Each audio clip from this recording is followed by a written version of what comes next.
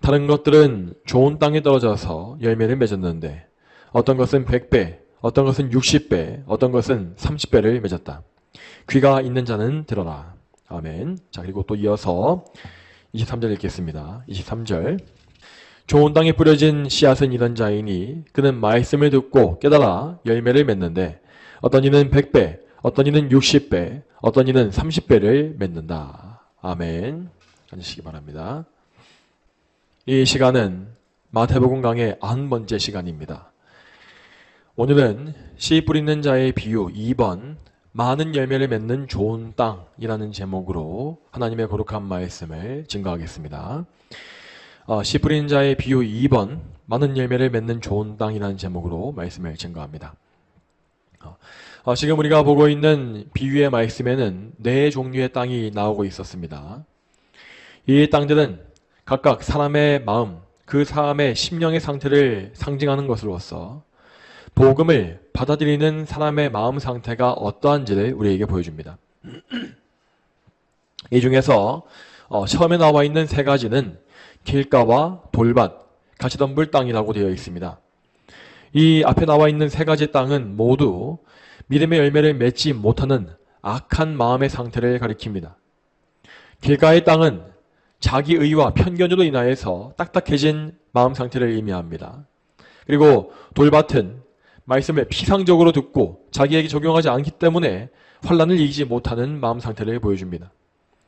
또한 가시덤불은 세상의 염려와 재물의 유혹 때문에 믿음이 자라지 못하고 있는 마음을 잘 보여주고 있죠. 이 3종류의 땅은 그 진행 과정에서 약간의 차이가 있긴 하지만 그 결과는 다 똑같습니다. 이 사람들은 복음을 올바르게 받거나 그리스도를 믿지 못합니다. 또한 그들은 믿음의 뿌리 역시 깊이 내리지 못하기 때문에 믿음에서 나올 수 있는 열매 역시 기대할 수가 없는 것입니다. 그리고 이 모든 과정의 결과는 생명이 아니라 사망입니다. 자, 혹시라도 그들의 믿음이 없는 것이 아니라 약했던 것이라면 그들에게는 구원이 주어졌을 것입니다. 왜냐하면 아무리 연약하고 작은 믿음이라 할지라도 그 믿음은 하나님께서 주신 참된 선물이며 그래서 은혜의 통로가 될 수 있기 때문이죠. 하지만 이 길가와 돌밭과 가시덤불의 사람들은 참된 믿음이란 것이 조금도 없는 것이므로 결국 그 불신앙이 다 폭로될 것이고 결국 자기 죄로 말미암아서 사망에 이르는 것입니다. 하지만 우리 예수님은 이 비유를 여기에서 끝내지 아니하시고 다음으로 또 이어서 4번째 참된 믿음을 가진 자들에 대해서 말씀하십니다. 그 사람들은 좋은 땅에 비유되고 있으며 그 씨가 뿌려진 이후에 자라고 깊이 뿌리 박아서 많은 열매를 맺는다고 되어 있습니다. 예수님은 이 좋은 땅에 대해서도 먼저 비유를 말씀하시고 나중에 비유의 해석을 덧붙이는 방식으로 말씀하십니다. 그러면 먼저 좋은 땅의 비유 말씀을 함께 보겠습니다. 오늘 본문의 8절 말씀 같이 읽겠습니다. 다른 것들은 좋은 땅에 떨어져서 열매를 맺었는데 어떤 것은 100배, 어떤 것은 60배, 어떤 것은 30배를 맺었다. 아멘. 여기에서 예수님은 농사가 잘 될 수 있는 아주 좋은 땅에 대해서 말씀하고 계십니다. 이 좋은 땅이란 것은 이 부드러운 흙이 깊이 많이 깔려 있고 그 안에 필요한 양분이 많은 땅을 가리킵니다. 또한 이 땅은 식물에게 꼭 필요한 햇빛과 비가 충분히 공급되어지는 곳이기도 합니다. 그리고 여기에는 자갈이나 잡초와 같은 장애물이 없기 때문에 씨앗이 성장해 가는데 아무런 방해를 받지 않습니다. 이렇게 좋은 땅에 씨가 뿌려지게 되면 그 씨들은 가장 좋은 환경에서 무럭무럭 자라게 됩니다. 그리고 그 결과로서 어떤 씨앗은 100배의 열매를 맺고 다른 것은 60배나 30배의 열매를 맺는다고 되어 있습니다. 이렇게 하여서 예수님은 8절의 마지막으로 씨 뿌린 자의 비유를 모두 마치셨습니다. 그리고 나서 예수님은 이 비유를 들은 자들에게 이 말씀을 올바르게 듣고 순종해야 한다고 하는 사실을 선포하십니다. 이에 대해서 9절 말씀 보시겠습니다. 9절 말씀 짧지만 같이 읽겠습니다. 자, 읽겠습니다. 9절 시작. 귀가 있는 자는 들어라. 아멘. 여러분, 이 말씀에 나와 있는 귀라고 하는 것은 우리 몸에 달려있는 청각기관을 가리키는 것이 아닙니다. 이것은 앞에 나와 있는 비유와 같이 비유적인 표현으로서 말씀을 받아들이고 순종하는 것을 의미합니다. 말씀을 들을 귀가 있는 자는 말씀을 이해하기 위해 힘쓸 것이고, 또한 말씀을 이해한 뒤에는 그 말씀에 순종하기 위해서 몸과 마음을 다 드릴 것입니다. 하지만 이와 반대로 말씀을 들을 귀가 없는 사람들은 죄로 타락한 상태에 그대로 남아있는 것입니다. 이렇게 타락한 인간은 아무리 자기 몸의 귀로 말씀을 청각적으로 들을지라도 그 말씀이 마음속에 들어가지 않습니다. 그들은 말씀의 소리를 듣긴 듣지만 그 말씀에 전혀 관심이 없거나 아니면 말씀에 관심을 가질지라도 자기 마음대로 해석해버립니다. 이런 사람들은 말씀을 들을 귀가 없는 자들로서 말씀을 아무리 많이 들어도 순종의 열매를 맺지 못합니다.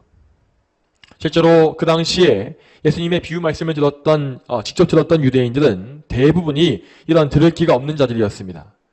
그들은 태생적으로 하나님에 대해서 죽어 있었으므로 참된 말씀을 알고자 하는 열망이 없었습니다. 그래서 그들은 예수님의 비유에 대해서 알지 못했지만 그것에 대해서 여쭙지 않았고 그 생명의 말씀을 그냥 지나쳐버린 것입니다. 자, 그런데 이렇게 들을 귀가 없는 이 상태는 모든 죄인들이 아무런 차이가 없이 다 동일합니다. 그렇지만 하나님은 이 소망이 없는 죄인들 가운데 일부를 택해 주시어서 그들에게 말씀을 들을 수 있는 귀를 열어주신 것입니다. 그리고 이렇게 귀가 열린 자들을 위해서 예수님은 이 비유의 의미를 정확히 알 수 있는 해설의 말씀을 주셨습니다. 그러면 계속 이어서 오늘 이 비유에 대한 예수님의 해석을 살펴보겠습니다. 마태복음 13장 23절 말씀 같이 읽겠습니다. 23절 말씀 같이 읽습니다. 자, 시작. 좋은 땅에 뿌려진 씨앗은 이런 자이니 그는 말씀을 듣고 깨달아 열매를 맺는데 어떤 이는 100배, 어떤 이는 60배, 어떤 이는 30배를 맺는다. 아멘. 여기 나와 있는 좋은 땅이란 것은 말씀을 들을 준비가 되어 있는 심령의 상태를 의미합니다. 이 사람들은 그래서 말씀을 기쁘게 받을 뿐만 아니라 그 말씀의 의미를 바르게 깨닫습니다.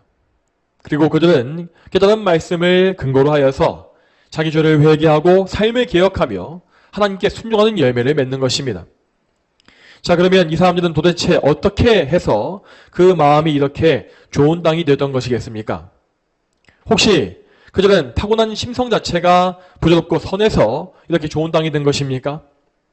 아니면 그들은 불굴의 의지로서 인격 훈련을 잘 하여서 이렇게 좋은 땅을 만든 것일까요? 둘 다 틀렸습니다. 여러분, 이 세상에는 처음부터 좋은 땅으로 태어나는 사람이 단 한 명도 없습니다. 모든 사람은 다 동일하게 아담의 원죄를 물려받은 타락한 죄인으로 태어납니다. 혹이 어떤 사람이 3대 4대째 믿는 집안에서 태어난다 할지라도 그 사람 역시 남들과 똑같이 타락한 본성을 소유하고 나오는 것입니다. 그러므로 모든 사람은 너나 할 것 없이 동일하게 길가의 땅과 같고 돌밭과 같으며 가시덤불과 같은 자들이라는 사실을 알아야 하겠습니다. 그렇지만 그런 나쁜 땅들 중에서 하나님은 자기의 땅을, 당신의 땅을 택하시고 그 땅을 좋은 밭으로 만드시는 은혜를 부어주십니다. 이렇게 사람을 좋은 땅으로 변화시키는 것은 주로 성령님에 의해서 이루어지는 사역입니다. 성령님은 택함받은 자의 마음을 고난과 시련으로 갈아엎으시어서 그의 마음이 하나님을 향하여 부드러워지게 하시고 또한 그 마음밭에 가득한 죄악의 자갈과 염려의 가시덤불을 제거해 가시는 것입니다. 자, 여러분, 그런데 이렇게 땅을 준비해가는 과정은 죄인이 거듭나기 이전까지 일어나는 구원의 역사입니다. 성령님은 한 사람을 거듭나게 하시기 이전에 그의 마음을 낮추시고 겸손케 하시어서 그를 그리스도께 이끌어갈 준비를 하시는 것입니다. 이러한 과정 속에서 죄인은 자기의 죄인됨을 깨닫게 되고 자기의 소망 없는 상태를 깊이 알게 됩니다. 그리고 이러한 영적 각성으로 말미암아서 이제 죄인은 자기 위에 임해 있는 하나님의 진노를 알게 되고 또한 장차 그에게 다가올 공의로운 심판을 바라보게 되는 것입니다. 성령님은 이렇게 하나님의 진리를 각성케 하심으로 죄인의 자기 의와 자기 공로를 철저히 부수시며 하나님의 은혜만 바라보는 절박한 마음을 그에게 부어주십니다. 그리고 이렇게 하여서 하나님이 정해놓으신 준비의 기간이 다 끝나게 되면, 마치게 되면 성령님은 비로소 그 죄인을 거듭나게 하셔서 완전히 새로운 피조물이 되게 하십니다. 이 거듭남, 중생이라는 것은 한 사람의 존재 자체를 완전히 새롭게 만듭니다. 이제까지 그는 하나님께 대해서 죽어 있었으므로 하나님을 상하거나 의지하는 것이 무엇인지를 몰랐습니다. 그래서 그는 죄에 대해서 알게 된 이후에도, 각성된 이후에도 감히 하나님께 나아가지 못하고 그저 두려움 속에 떨기만 했던 것입니다. 그렇지만 이제 성령으로 거듭난 사람은 하나님에 대해서 살아난 새 삶의 성품을 소유하게 됩니다. 이 새 삶의 성품은 하나님을 사랑하고자 하며 하나님과 인격적인 관계를 맺고 싶은 열망을 품습니다. 그래서 이제 거듭난 새 사람은 하나님께 나아갈 수가 있는, 자기가 정말 그토록 원하고 있는 하나님께 나아갈 수가 있는 유일한 길인 예수 그리스도를 바라보는 것입니다. 자, 거듭나기 이전까지, 그 이전까지 그는 예수님을 왜 믿어야 하는지를 진정으로 알지 못했습니다. 그렇지만 거듭난 이후에 그는 예수님이 왜 나에게 필요한지, 또 왜 내가 그분을 믿어야 하는지, 또한 왜 그분만이 유일한 구원자이신지를 진정으로 아는 것입니다. 그래서 거듭난 사람은 하나님 앞에서 자기 죄를 슬퍼하며 회개하는 가운데 그 죄를 용서하시고 없애주실 예수님께로 달려가게 되어 있는 것이죠. 자, 여러분, 바로 이 지점에서 우리는 좋은 밭으로 변화되어진 한 사람의 심령을 보게 됩니다. 그는 성령님의 사역으로 말미암아 심령의 악한 것이 제거되진 사람이고 그 속사람이 거듭나서 그리스도를 믿을 준비가 된 사람입니다. 그러므로 그 좋은 땅, 거듭난 심령에 복음의 씨앗이 뿌려지게 되면 이제 그는 지체 없이 복음을 받아들이고 그리스도를 믿어 구원에 이르는 것입니다. 그리고 이 구원 이후에 그의 믿음은 갈수록 더 자라나서 많은 은혜의 결과를 낳습니다. 그리스도를 믿은 사람은 이제 그 믿음으로 말미암아 하나님 앞에 의로운 자로 선포되어집니다. 이렇게 한 사람이 의로운 자로 인정받는 것을 우리는 칭의라고 부릅니다. 그리고 이렇게 칭의받은 자들은 이제 하나님의 자녀로 받아들여지는 권세를 얻습니다. 우리는 이것을 가리켜서 양자라고 부릅니다. 또한 양자로 삼아진 사람은 그 아버지신 하나님의 형상을 점점 더 담게 되어지는데 우리는 이것을 성화라고 부릅니다. 또한 성화된 자들은 구원의 확신을 얻을 수 있고 또한 모든 환난을 인내하고 견디는 견인의 은혜를 입으며 결국 영화에 이르는 궁극적인 열매를 맺게 됩니다. 자, 이러한 과정은 모두 복음의 씨앗이 자라서 큰 나무를 이루고 많은 열매를 맺는 그런 그림을 보여준다고 할 수 있습니다. 자, 그런데 여러분, 우리는 이 예수님의 말씀 속에서 열매의 분량이 각각 100배, 60배, 30배로 다른 것을 볼 수 있습니다.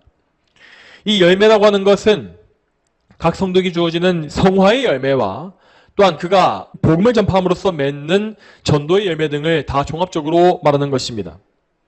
자, 그러면 왜 각 성도들은 이렇게 서로 다른 분량의 열매를 맺는 것일까요? 자, 그 이유는 근본적으로 하나님이 주시는 은혜의 분량 차이에 있습니다. 하나님은 당신의 뜻에 따라서 구원할 자를 택하시며 또한 그들에게 주실 은혜의 분량도 정해놓으시기 때문입니다. 물론 선택받은 백성은 구원 자체에 대해서는 완전히 똑같은 은혜를 받습니다. 그들을 구원하시는 그리스도의 보혈과 의가 어떤 사람에게는 많이 주어지고 어떤 사람에게는 적게 주어지는 그런 일은 없는 것입니다. 모든 택자들은 다 동일한 그리스도의 공로로서 구원을 얻습니다. 하지만 그 구원 이후에 각 성도가 열매를 맺게 하는 은혜의 분량에는 각각 차이가 있다는 것입니다. 하나님은 어떤 특정한 사람의 마음을 좀 더 좋은, 남들보다 좋은 마음밭으로 만드십니다. 마치 농부가 어떤 밭을 좀 더 깊이 갈고 더 많은 거름을 주는 것과 같이 하나님은 그 특정한 사람의 마음을 좀 더 기름지고 부드러운 마음밭으로 만드시는 것입니다. 이러한 섭리의 이유를 우리는 알지 못합니다. 그렇지만 하나님은 당신의 계획을 이루시기 위해서 얼마든지 남들보다 좀 더 탁월한 종들을 준비하실 수 있는 것입니다. 예를 들어서 사도 바울의 경우에 그는 하나님의 일을 위해서 정말 많이 준비되어진 것을 볼 수 있습니다. 그는 다른 사도들보다 나중에 부름 받았지만 그 누구보다 많은 고난을 통과했고 수고의 빵을 먹었습니다. 이러한 과정을 통하여서 바울은 정말 철저하게 자기를 부인하게 되었고 영혼과 육신의 모든 면에서 하나님을 의지하는 법을 알게 되었습니다. 그리고 그는 이 혹독한 준비로 말미암아 그 어떤 사도보다 더 크게 쓰임받는 종이 되었죠. 그래서 바울이 선포했던 복음은 정말로 어마어마한 열매를 맺었으며 결국 바울의 사역이 계속 뒤에 이어진 결과로 해서 이 서구와 유럽 전체가 기독교 사역의 본진이 될 수 있었던 것입니다. 여러분, 그리고 우리는 이러한 사례를 교회사 속에서 많이 볼 수 있습니다. 우리가 알고 있는 수많은 신앙의 거인들은 모두 하나님의 섭리로 인하여서 그 마음이 남들보다 더 좋은 땅으로 변화되어진 사람이었습니다. 그들은 다른 성도들에 비해서 훨씬 많은 연단과 고난의 과정을 통과해 가면서 자기를 철저히 부인하고 하나님만 바라보는 견고한 신앙을 소유하게 된 것입니다. 이와 같이 사람의 마음이 남들보다 더 좋은 땅으로 변화하기 위해서는 정말 많은 연단의 과정이 필요합니다. 하나님은 그분의 특별한 사명에 사용하실 종들을 좀 더 강하게 다루시어서 그들을 통해서 많은 열매가 맺힐 수 있도록 미리 그들을 준비하시는 것입니다. 이러한 하나님의 능력과 은혜 덕분에 어떤 성도들은 다른 성도보다 훨씬 더 많은 100배 혹은 아니면 더 1000배의 열매를 맺을 수도 있는 것이죠. 또한 다음으로 하나님은 복음의 씨앗에 대해서도 세밀하게 간섭하시어서 열매의 분량을 정하십니다. 자, 물론 우선적으로 죄인에게 믿음을 주기 위해서는 반드시 참된 복음의 씨앗이 필요합니다. 그 복음의 씨앗은 최소한 예수님의 세속적인 죽으심에 대해서 말해야 하고 그분의 보혈로 죄를 사하고 그분의 의로 칭의를 받는 그러한 구원의 기본을 담고 있어야 하죠. 그래서 어떤 경우에 하나님은 정말 구원에 필요한 최소한의 진리만을 가지고도 사람을 구원하시며 그들에게 열매를 맺게 하십니다. 그러한 사람들은 혹 많은 지식을 얻지 못할지라도 평생에 신실하게 그리스도인으로 살다가 주님 품에 안기는 복을 누릴 수 있습니다. 자, 그런데 하나님은 또 다른 성도들에게 특별한 간섭을 통해서 좀 더 풍성한 복음의 지식을 허락해 주십니다. 그 사람들은 다른 성도들을 가르치고 인도하기 위해서 그렇게 풍성한 지식을 허락받는 것입니다. 말하자면 그 사람들은 다른 성도에 비해서 더 좋은 씨앗, 더 많은 씨앗이 그 마음속에 뿌려진 것이고 그 은혜로 말미암아 더욱 탁월하게 하나님의 아는 지식을 소유하게 된 것이죠. 앞에서 언급했던 사도 바울의 경우에 그는 다른 사도들에 비하여서 더 많은 영적 지식을 허락받은 것을 볼 수 있습니다. 하나님은 바울의 어린 시절부터 학문적인 훈련을 받게 하셨고 또한 사도가 된 이후에도 많은 지식을 연구하여 얻게 하셨습니다. 또한 하나님은 고난을 통해서 바울이 하나님을 만나게 하셔서 참으로 살아있는 지식을 얻게 하신 것입니다. 이와 같이 하나님은 바울의 마음속에 양질의 씨앗을 풍성하게 뿌려주시어서 그가 정말 풍부한 지식을 가지고 사람들을 인도할 수 있게끔 역사하셨습니다. 또한 존 칼빈이나 마틴 루터 그리고 수많은 청도들 역시 정말 풍성한 복음의 지식을 통하여서 교회에 큰 유익을 준 것을 우리는 볼 수 있습니다. 하지만 여러분, 저는 지금 어떤 사람의 머리가 좋고 머리가 천재이거나 아니면 공부를 많이 하는 그런 차원의 지식을 말하고 있는 것이 아닙니다. 이 복음의 지식이라는 것은 꼭 두뇌가 명석하다고 해서만 많이 할 수 있는 것이 아니기 때문입니다. 하나님을 아는 것은 우리의 어떤 육적인 지식이 아니라 영적인 지식으로서 하늘로부터 우리에게 주어지는 것임을 아셔야 합니다.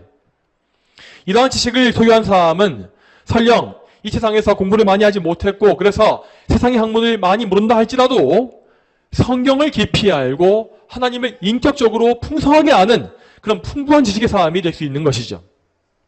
그렇기 때문에 역사상 복음의 열매를 많이 맺은 사람 중에서는 세상의 학문이 짧았던 사람도 많이 있는 것입니다. 예를 들어서 존 버년의 경우에 그는 가난한 땜장이 아들로 태어나서 정규 교육을 거의 받지 못했습니다. 그럼에도 그는 나중에 회심한 이후에 열심히 성경을 연구하고 하나님의 은혜로서 하나님을 풍성히 아는 사람이 된 것입니다. 그는 설교와 저술에서 정말 탁월한 능력을 보여주었기 때문에 당대의 대학자였던 존 오웬도 존 버닌이 가진 사역의 능력을 흠모하여서 나도 그런 능력을 소유하기 원한다 라고 말했던 것으로 알려져 있습니다. 또한 19세기 미국의 설교자였던 D.L. 무디 역시 초등학교도 채 졸업하지 못했던 사람이었고 정규신학 교육이나 목사 안수도 받지 못한 사람이었습니다. 하지만 그는 회심 이후에 항상 기도하며 성경 연구에 힘썼으며 하나님과 동행함으로써 그분을 진정으로 아는 사람이 되었습니다. 그래서 무디는 비록 세상의 학문은 부족했지만 성경과 하나님을 풍성하게 아는 사람으로서 하나님의 능력으로 성령 충만함으로 복음을 선포했습니다. 그리고 하나님은 그의 사역을 귀하게 쓰시어서 당대 미국과 전 세계에 정말 많은 복음의 열매를 맺게 하셨습니다. 참고로 무디의 사역은 항상 이 복음 선포와 선교를 중시하였기 때문에 우리가 잘 알고 있는 언더우드나 아펜젤로 선교사에게도 큰 영향을 주어서 그분들이 이 한국 땅, 이 조선 땅에 건너와서 복음을 전파하게 하는 결과를 낳았다고 전해져 있습니다. 여러분, 이러한 하나님의 역사를 볼 때에 우리는 항상 어떤 여건에 있든지 간에 하나님을 알기 위해서 힘쓰는 것이 마땅합니다. 하나님을 아는 지식은 이 세상 학문의 많고 적음과 아무 관계가 없습니다. 우리가 정말로 하나님을 알고자 힘쓰고 하나님을 알기 위해서 기도로서 매달린다면 하나님은 정말로 우리에게 풍성한 지식을 내려주실 것입니다. 물론 하나님의 계획 속에서는 하나님 안에서는 우리 각 사람이 맺을 최종적인 열매의 분량과 성화의 정도가 다 이미 정해져 있습니다. 하지만 지금 우리는 그 분량과 정도가 어떠한지를 전혀 모르지 않습니까? 그렇다면 우리는 우리 자신에 대해서 미리 단정을 짓지 말고 어떻게든 하나님을 더 사랑하고 더 깊이 알기 위해서 하나님의 은혜를 더 간구해야 맞는 것입니다. 이렇게 하나님을 알고자 하는 것은 목회자나 신학자에게만 허락된 것이 아니고 모든 성도에게 주어진 소명입니다. 자, 그러면 이에 대해서 성경 말씀을 같이 보시겠습니다. 제가 성경의 에베소서 3장 16절부터 19절까지 말씀 같이 보시겠습니다. 그분께서 너희에게 그분의 영광의 풍성함을 따라 그분의 영으로 말미암아 속사람을 능력으로 강건하게 하시고 믿음으로 말미암아 그리스도께서 너희 마음속에 계시게 하시고 너희가 사랑 가운데 뿌리를 받고 터가 굳어져 모든 성도와 함께 그리스도의 사랑의 넓이와 길이와 높이와 깊이가 어떠한지를 깨닫고 지식을 초월한 그리스도의 사랑을 알아 하나님의 모든 충만하심으로 충만하게 하시기를 빈다. 아멘. 여러분, 이 말씀에서 사도 바울은 특정한 사람이 아니라 모든 성도에 대해서 이 기도를 올리는 것입니다. 그는 목회자에 대해서만 하나님을 알게 달라고 구하지 않았습니다. 그는 참으로 모든 성도가 다 함께 그리스도의 사랑과 사랑의 넓이와 길이와 높이와 깊이가 어떠한지를 깨닫고 지식을 초월한 그리스도의 사랑을 알아 하나님의 모든 충만하심으로 충만케 하시기를 빈다라고 하고 있습니다. 사랑하는 성도 여러분, 부디 이 말씀을 하나님의 약속으로 믿으시고 여러분 자신에게 적용하시길 바랍니다. 여러분은 참으로 그리스도의 사랑을 아셔야 하고 지식을 초월한 하나님의 충만하심을 알아가셔야 합니다. 이것은 오늘 여러분에게 주시는 하나님의 명령이며 약속입니다. 그러므로 이 약속을 믿고 이 명령에 순종하는 사람들은 평생에 하나님을 더 많이 알아갈 것이며 그 마음에 정말로 풍성한 열매를 맺는 귀한 밭으로 사용될 것입니다. 그러면 이제 이 본문 강의를 마치고 이 말씀을 좀 더 구체적으로 적용해 보겠습니다. 오늘 이 말씀은 두 가지의 상황에 맞추어서 적용할 수 있겠습니다. 첫 번째로 우리는 말씀을 전파하는 사람의 입장이 되어서 오늘 말씀을 적용할 수 있습니다. 그리고 둘째로 우리는 말씀을 듣는 자들의 입장이 되어서 입장에서 오늘 말씀을 적용할 수 있겠습니다. 이 두 가지의 적용점 중에서 오늘은 먼저 말씀을 전파하는 자의 입장을 살펴보고 말씀을 마칠 예정입니다. 두 번째 적용점인 말씀을 듣는 자의 입장은 그 분량이 많기 때문에 이번 설교에서 다 다룰 수가 없고 다음 주에 따로 떼어서 설교할 예정입니다. 그러면 먼저 첫 번째로 우리가 복음을 전파할 때에 오늘 말씀을 어떻게 적용할 수 있는지를 생각해 보겠습니다. 때때로 하나님은 특정한 사람을 미리 준비해 놓으셨다가 그의 마음을 좋은 땅의 상처로 만드시는 것을 볼 수가 있습니다.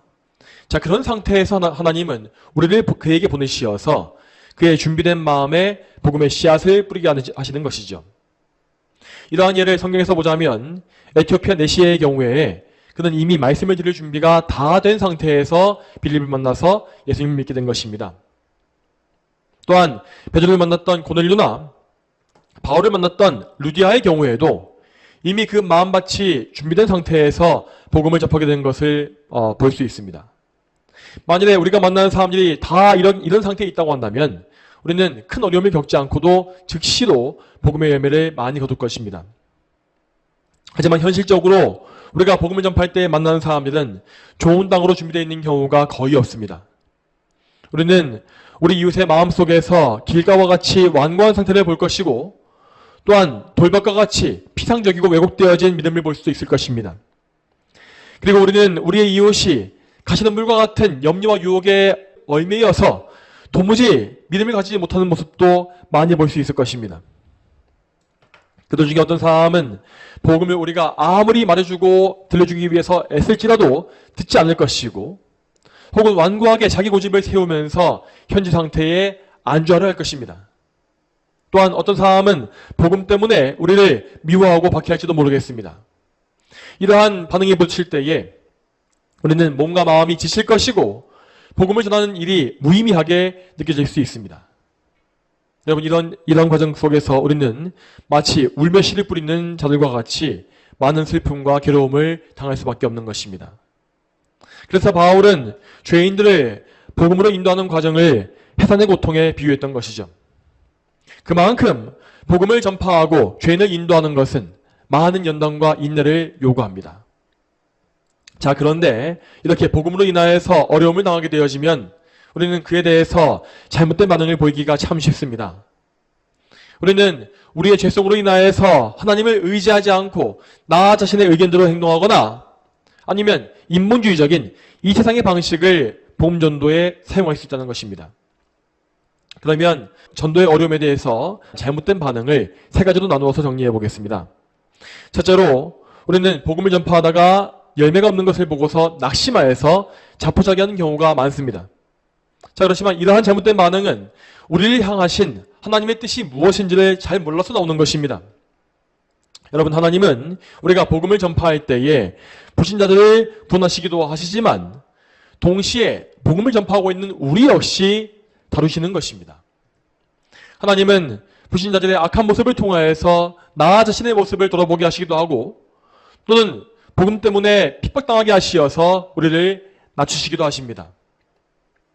그리고 여러분, 하나님은 분명히 열매를 거둘 수 있는 그 때를 정확히 정해놓으셨습니다.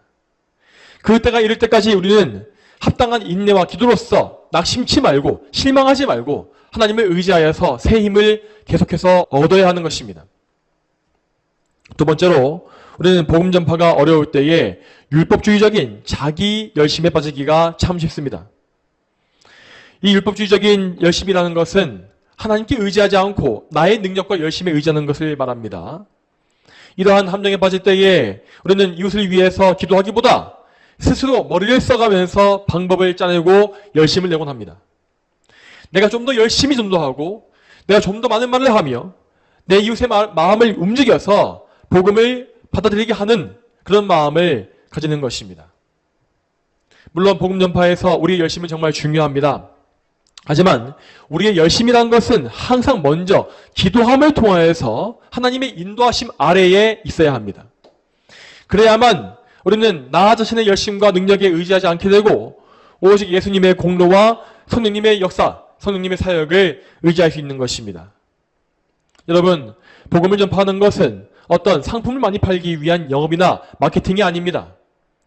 복음 사역은 하나님의 역사로서 선택하신 백성을 부르시고 구원하시기 위한 하나님의 일인 것입니다.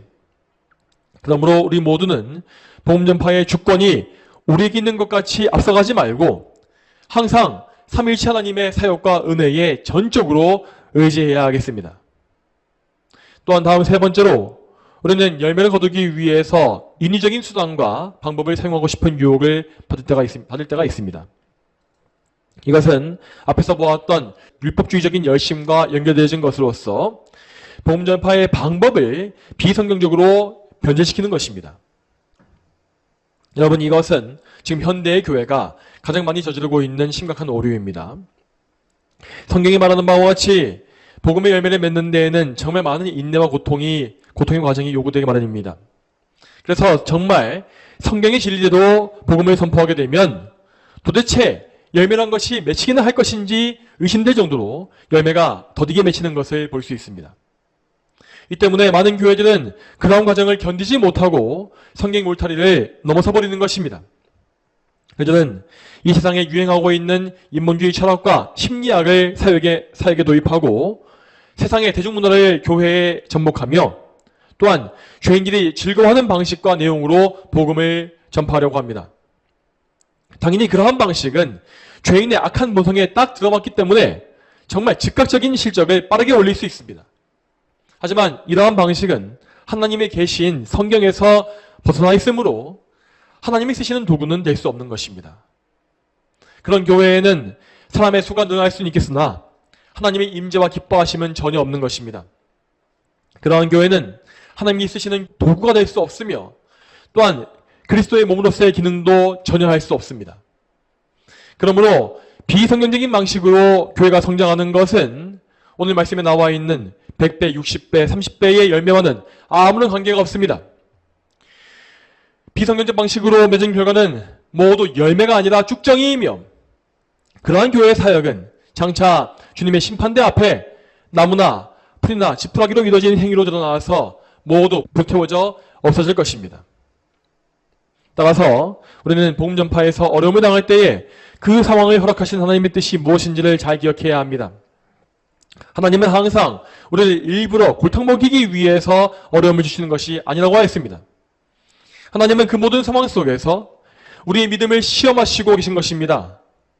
복음 전파의 괴로움은 한 영혼을 얻기 위한 인내 과정이기도 하지만 동시에 나 자신을 훈련하여서 시험하기 위한 과정임을 우리는 늘 기억해야 합니다. 그러므로 우리는 앞에서 말했던 인본주의적인 반응에 빠지지 않게끔 주의하면서 항상 하나님만을 전적으로 의지하며 그분께 모든 것을 간구해야 하겠습니다. 좀 더 정확히 말하자면 우리는 복음 사역에 대하여서 항상 예수 그리스도를 바라봐야 합니다. 여러분, 히브리서의 말씀에 따르면 예수님은 믿음의 창시자시요 완성자시라고 나와 있습니다. 그 말씀은 예수님께서 우리 믿음의 근원이심을 말해주고 있습니다. 따라서 우리가 복음을 전파할 때에 그 복음을 통해서 믿음이 나올 수 있는 능력, 그 근본은 오직 예수 그리스도께 있는 것입니다. 당연히 그러므로 우리는 우리 이웃을 위해 기도할 때에 그에게 믿음을 주실 수 있는 예수님의 이름을 부르며 그분을 찾아야 할 것입니다. 또한 우리는 성령님께도 간구하며 의지해야 합니다. 여러분, 성령님은 예수님 안에 있는 구원의 능력을 죄인들에게 적용해 주시는 분이십니다. 성령께서 예수님의 공로와 능력을 죄인에게 적용하지 아니하시면 그 누구도 거듭날 수가 없고 죄를 회개할 수도 없으며 예수님을 믿지도 못합니다. 이처럼 성령님은 우리 죄인들 가운데 오시어서 실제적인 구원의 역사를 이루어주시는 것입니다. 따라서 우리는 우리의 복음을 받는 이웃들 가운데 성령께서 역사해 주시기를 구해야 합니다. 성령의 역사가 없으면 우리의 전도는 모두 헛된 일이 될 뿐이고 그 어떤 열매도 기대할 수 없기 때문입니다. 자, 이와 같이 우리는 예수 그리스도의 능력과 성령님의 도우심에 의지하여서 복음 전파의 소명을 감당해야 합니다. 그리고 여기에 더해서 우리는 복음의 열매에 대한 하나님의 약속을 반드시 기억해야 하겠습니다. 자, 그러면 이 약속의 말씀을 성경에서 보겠습니다. 자, 시편 말씀입니다. 시편 126편 5절과 6절 말씀 같이 보시겠습니다. 눈물을 흘리며 씨를 뿌리는 사람들은 기쁨으로 노래하며 거둘 것이며 울며 씨를 뿌리러 나간 사람은 반드시 기쁨으로 노래하며 고십단들을 가지고 돌아올 것이다. 아멘. 이 말씀은 마치 예수님의 이 비유와 같이 복음 전파를 농사의 과정에 빗대고 있습니다. 여기서 씨를 뿌리는 농부들은 눈물을 흘리면서 그 일을 한다고 되어 있습니다. 이 표현과 같이 복음 전도의 소명은 많은 눈물과 인내를 요구하는 일입니다. 우리는 이 소명을 감당하기 위해서 고난과 박해를 감수해야 하고 이 세상과 마귀의 유혹을 이겨야 합니다. 그렇지만 울며 씨를 뿌릴 그때에도 우리는 항상 믿음으로 하나님을 의지하며 위로받아야 하겠습니다. 여러분, 이와 같이 우리가 자기 능력에 의지하지 않고 하나님을 의지할 때에 그 복음 전도에는 확실한 열매가 약속되어 있습니다. 우리가 우리 이웃을 포기하지 말고 전도해야 하는 이유가 바로 여기에 있는 것입니다. 하나님은 우리가 행한 복음 사역을 사용해 주실 것이고 언젠가 그 열매를 거둘 날을 허락해 주실 것입니다. 그날이 오면 우리는 모든 눈물을 멈추고 기쁨으로 단을 거둘 것이라고 되어 있습니다. 이것은 하나님의 약속이기 때문에 우리는 이 약속이 이루어질 것을 굳게 믿고 복음전도의 사명에 열심을 내야 하는 것입니다. 여러분, 하나님께 의지하며 눈물로 씨앗 뿌리는 것은 결코 헛된 일이 아닙니다. 하나님은 신실하시기 때문에 복음전파의 열매를 확실히 허락하십니다. 혹 우리가 이 땅에서 그 열매를 확인치 못하고 눈을 감는다 할지라도 우리는 하나님의 나라에서 우리의 열매가 어떻게 되었는지를 확인할 수 있을 것입니다. 하나님은 우리의 모든 눈물을 기억하실 것이고 복음을 위해 수고했던 삶을 다 계수하실 것입니다. 자, 그러면 이에 대해서 다니엘서의 말씀을 보겠습니다. 다니엘서 12장 3절 말씀 같이 보시겠습니다. 지혜로운 사람들은 하늘의 밝은 빛처럼 빛날 것이며 많은 사람을 의로 인도하는 사람들은 영원토록 별과 같을 것이다. 아멘. 여러분, 이 말씀과 같이 많은 사람을 의로 인도하는 사람들을 곧 전도하는 사람들은 영원한 영광을 얻을 것입니다. 물론 우리는 다니엘이나 사도 바울과 같이 어마어마한 분량을 기대할 수는 없습니다. 하지만 우리는 주님께서 허락하신 나의 생명을 주님을 위한 열매를 얻기 위해 희생할 수 있어야 합니다. 예수님은 말씀하시기를 미랄 하나가 땅에 떨어져 죽지 아니하면 하나를 그대로 있고 죽으면 많은 열매를 맺는다라고 하셨습니다. 이 말씀 그대로 복음을 전파하는 것은 결국 내가 죽는 과정인 것입니다. 그리스도의 십자가에 나의 정욕과 욕심을 못 박아 죽이고 나의 옛사람이 철저히 죽어서 새 삶으로 사는 것이 반드시 필요한 것이죠. 이처럼 복음 전파의 과정은 내가 죽고 희생하는 과정이기 때문에 많은 고난과 박해가 오는 것이고 또한 눈물로써 씨를 뿌릴 수밖에 없는 것입니다. 하지만 그러한 과정이 싫다고 하여서 내가 죽지 아니하고 내 마음대로 살게 되어지면 우리는 결단코 열매를 맺지 못합니다. 자기를 부인하지 않고 희생하지 않는 사람은 성화의 열매를 맺지 못할 것이고 복음전도의 열매는 더더욱더 맺지 못합니다. 하지만 그리스도 안에 있으면서 자기를 철저히 죽이고 희생하는 사람은 하나님께서 쓰시는 복음의 도구로 변화되어집니다. 그는 성령님의 종이 되어서 복음의 역사에 동참하며 참으로 많은 사람을 의의 길로 인도하는 영광을 누리는 것이죠. 사랑하는 성도 여러분, 우리는 바로 이러한 삶을 소망해야 하겠습니다. 이 세상에서 일반적인 삶, 평온한 삶을 누리거나 세상의 여러 즐거움을 즐기는 것은 그것이 아무리 일반적이고 소소한 것이라 할지라도 우리 성도들이 사모할 것이 되지 못합니다. 우리는 지금 전쟁터에 부름받은 용사들로서 나를 죽이는 싸움에 뛰어든 것이기 때문입니다. 그러므로 우리는 기도와 말씀으로 하나님께 의지하며 그분께 나 자신을 맡겨야 하겠습니다. 이제 나라는 사람은 죽고 없으며 오직 나는 하나님께 속한 종일 뿐입니다. 하나님, 그러므로 당신 뜻대로 나를 인도하시어서 주님의 뜻이 이루어지게 해주시옵소서. 이러한 간구를 늘 아뢰고 기도해야 하는 것입니다. 이렇게 하나님께 붙잡힌 사람들은 하나님께서 친히 그 삶을 주관하시며 책임지실 것이요 당신의 기쁘신 뜻대로 풍성한 열매를 맺게 하실 것입니다. 저와 여러분 모두가 오늘 말씀과 같이 하나님께 순종하면서 많은 열매를 맺는 하나님의 종이 다 될 수 있기를 주님의 이름으로 축복합니다. 다 함께 기도하시겠습니다. 하나님 아버지, 오늘도 마태복음의 비유를 통해서 우리가 하나님의 뜻대로 살면서 좋은 밭으로 변화되어지며 또한 말씀의 씨앗을 뿌리는 것이 무엇인지를 보게 하심에 감사드립니다. 참으로 저희는 하나님 앞에서 연단되어서 좋은 밭으로 변화되어야 할 것이며 또한 많은 영혼들을 주께 돌이키며 그들을 좋은 밭으로 만들어가기 위해서 그런 하나님의 사역에 동참하기 위해서 열심을 내야 합니다. 하나님, 이러한 삶의 방식이 비록 저희 본성에 맞지 않기 때문에 항상 저희 속에 싸움이 가득하지만 그럼에도 불구하고 저희가 항상 하나님을 의지함으로 저희 자신을 죽이고 부인하며 오직 하나님의 손에 저희를 맡겨서 참으로 저희 평생에 하나님을 기쁘시게 하는 복음의 열매를 많이 맺을 수 있도록 인도하여 주시옵소서. 저희를 끝까지 인도해 주시며 저희를 붙잡아 주시고 저희를 의의 길로 인도해 주시기를 다시 한번 간구합니다. 감사드리옵고 이 모든 말씀 거룩하신 예수님의 이름으로 간절히 기도 올립니다. 아멘.